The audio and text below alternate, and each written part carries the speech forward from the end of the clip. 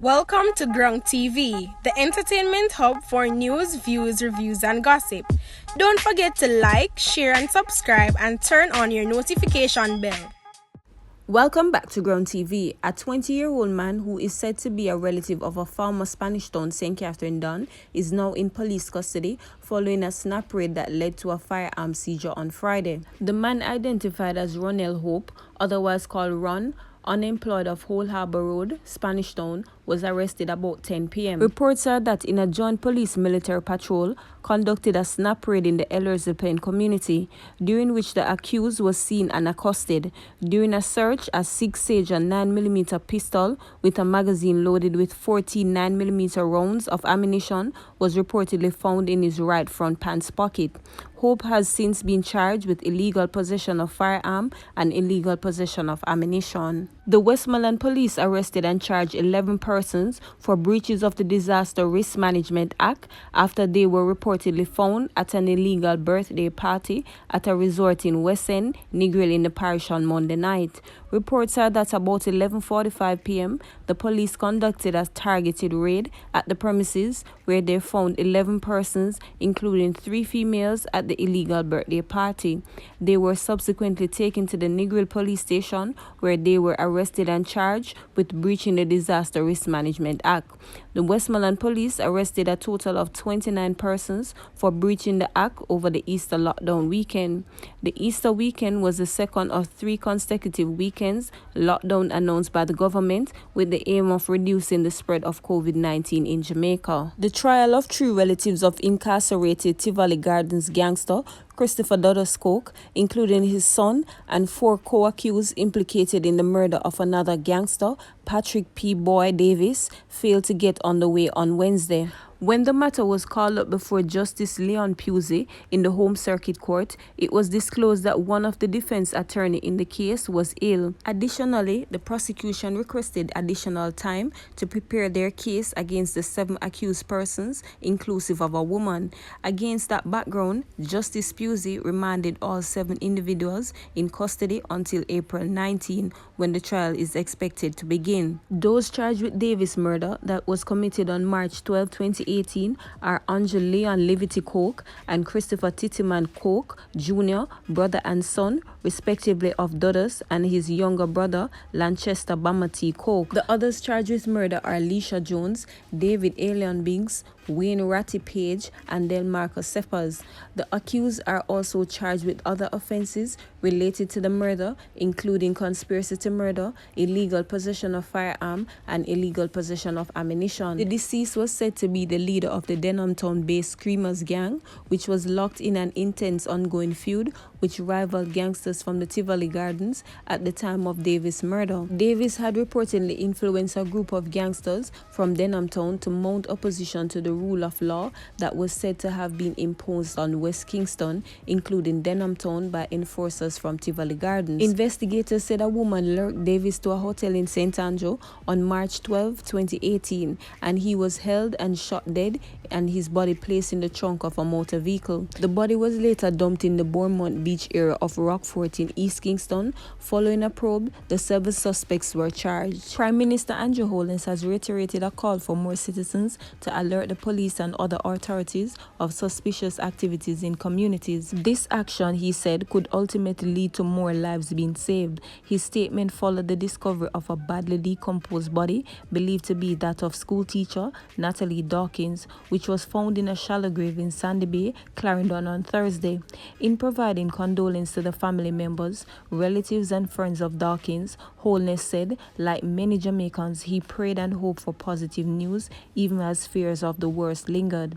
In light of such crimes, Holness urged citizens to play their part in sharing vital information with the police, despite admitting that it is difficult to predict and anticipate the occurrence of crimes. Nevertheless, the government believes that by increased information flow between citizens and law enforcement, more preventive actions could be taken, said Holness.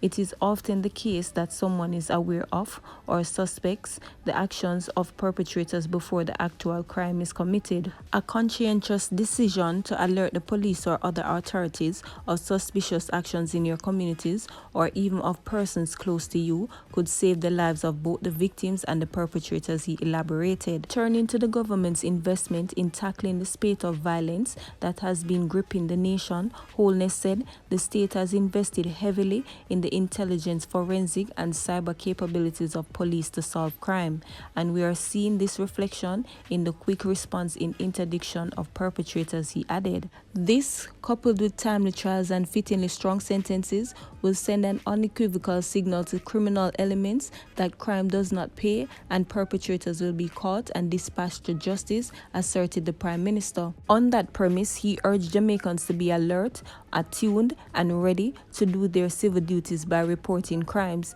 The life you save may be your own or that of the teacher or children, stated Holness. 3 suspects are in custody in relation to the disappearance and suspected murder of Dawkins, who went missing on Tuesday, March 30. The police have since identified robbery as the clearest motive for her suspected murder. Gender and Culture Minister Olivia Grange has condemned a video showing a violent confrontation between a man and a woman which allegedly involves a member of parliament.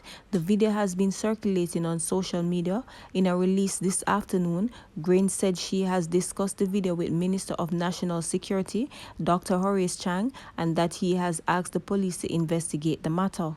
Grange said she is deeply disturbed by the video and the allegations that an MP was involved. The government is firmly against acts of violence. This video is deeply disturbing and completely unacceptable.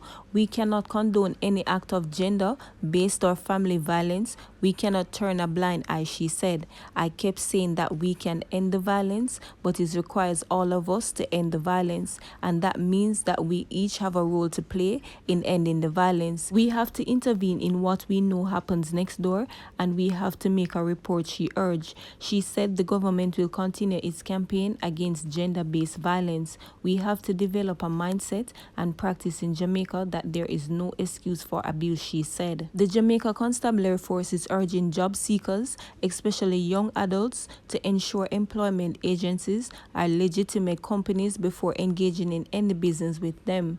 In a release on Saturday, the Constabulary Force said the advisory comes as the police continue to share information with the public that they can use to help the police to keep them safe. Investigators are informing persons that employment agencies are being used as plots to defraud persons for cash in a more serious cases, to lure persons into situations where they are robbed or otherwise victimized. The JCF said fake employment agencies use different mediums to advertise, but the use of social media is especially common.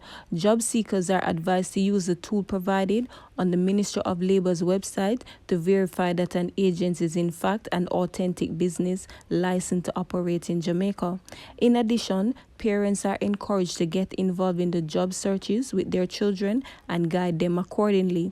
Young adults are also urged to seek guidance from their parents or another trust adult before engaging any employment agencies. Fake agencies are said to employ many strategies, but some of more popular ones including asking persons to pay for uniforms, training equipments, or lodgings. In some cases, they have also prepared to offer lodgings and meals to job seekers. The police said such claims are usually false, and persons should interpret any such claims as red flags and seek help immediately.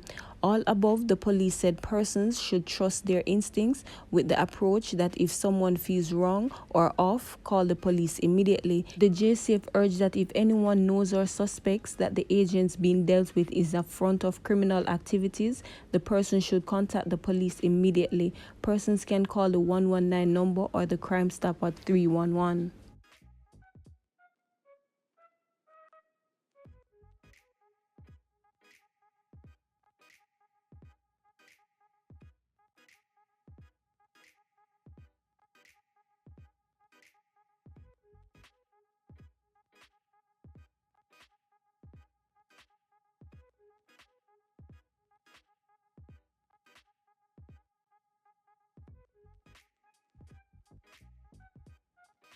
Help us to find 14-year-old Carla Richardson of Faith Avenue, Duanvale in Trelawney, who has been missing since Friday, April 9th. Anyone knowing the whereabouts of Carla Richardson is being asked to contact the Clarkstown Police at 876-954-1080, Police 119 emergency number, or the nearest police station.